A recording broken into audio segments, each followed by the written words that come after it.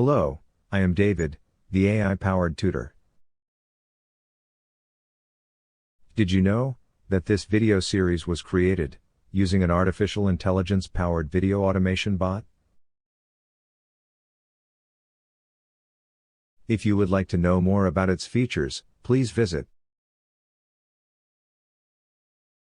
ai.datascience.1. Hello world.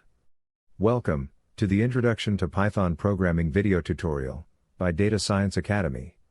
In this video tutorial, we will learn about lists. Please make sure that you have watched the previous videos in this series, so that this video is easier to follow. Have fun programming in bits. As a general guideline, we ask you to pause the video while you are trying the commands and you're idle.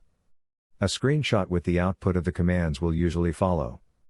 This will be the approach of asking you to try the commands yourself and comparing the results. If you are getting similar outputs, you can continue playing the video tutorial. If you are having trouble getting similar output, please contact us or leave a comment behind.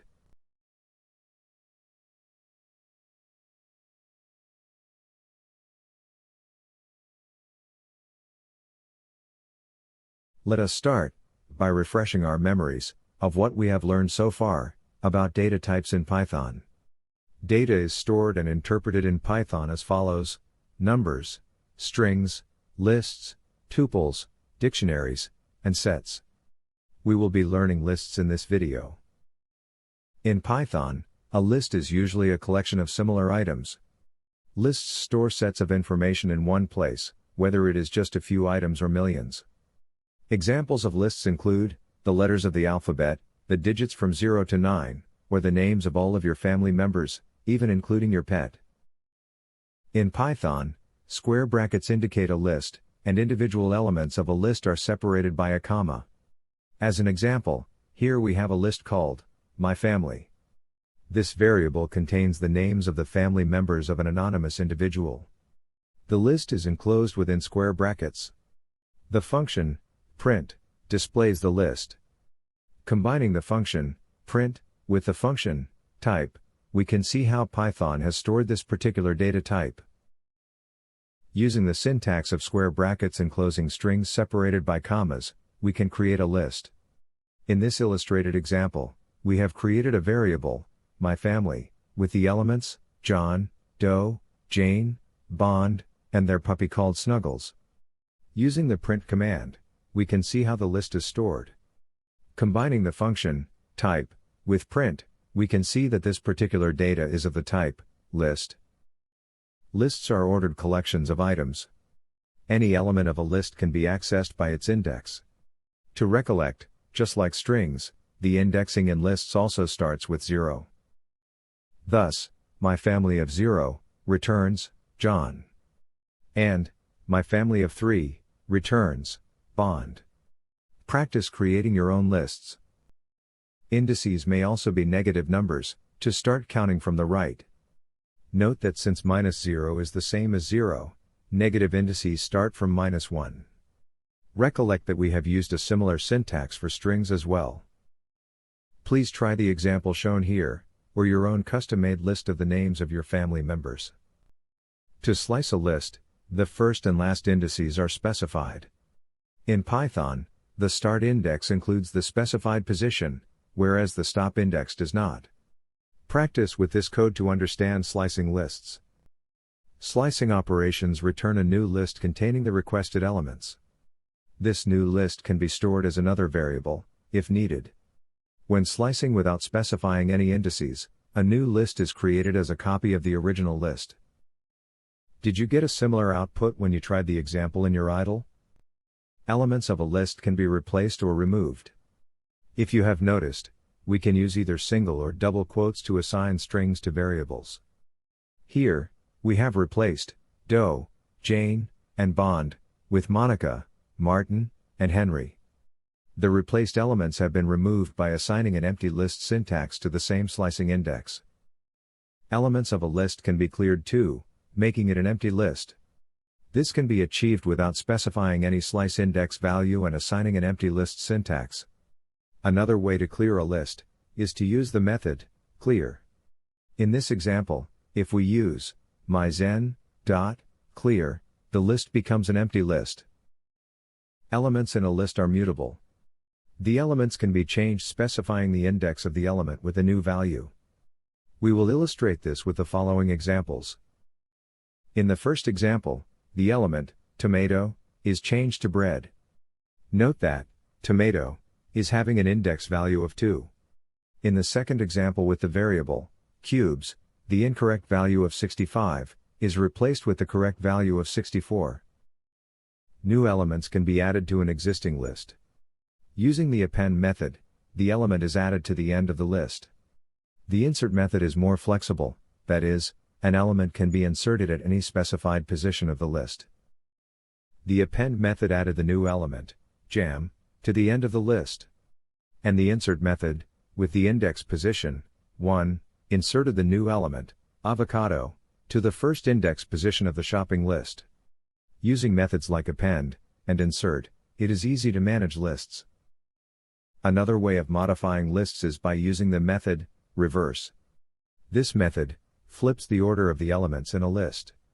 As an example, let us assign the musical notes sa, re, ga, ma, pa, the, and ni to a variable called notes. Using the method reverse, we can flip the order of the musical notes of our variable notes. Note that only the order of the elements is reversed. Elements can be removed from a list. This is possible using the remove method or the pop method. The method remove takes a single argument and removes the first occurrence of the specified argument from the list. This is in contrast to the method pop, which removes only the last element of a list by default when no index is specified. Is your output similar to the output here? Did you understand the difference between the methods remove and pop? Apart from removing an element from a list, the pop method also returns that element, whereas the remove method does not return anything. The del statement can also be used to remove an item from a list, remove slices from a list, or even clear the entire list. It can also be used to remove the object.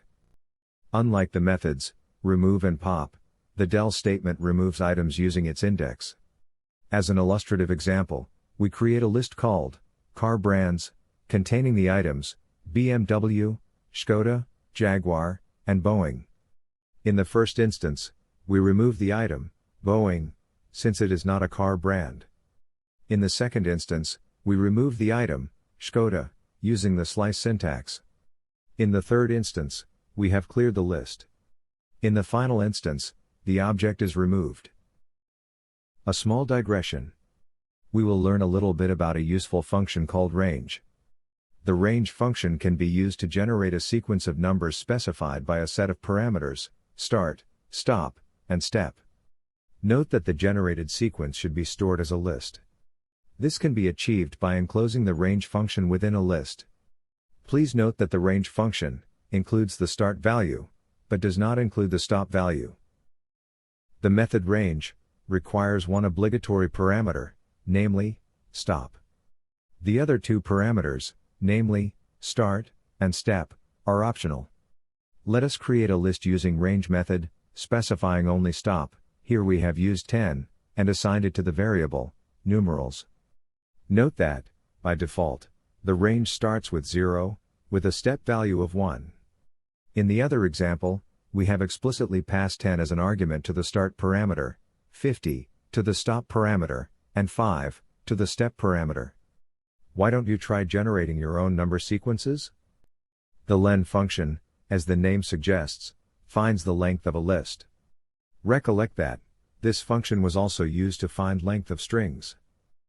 As an example of len function, we will generate a sequence with a start value of 0, stop value of 100, and a step value of 10. Using the print function, we can see the generated sequence.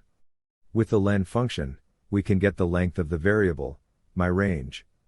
As an exercise, given a start value of 10, what values of stop and step you need to assign, so that we can get a value of 1001 for the variable Arabian Nights?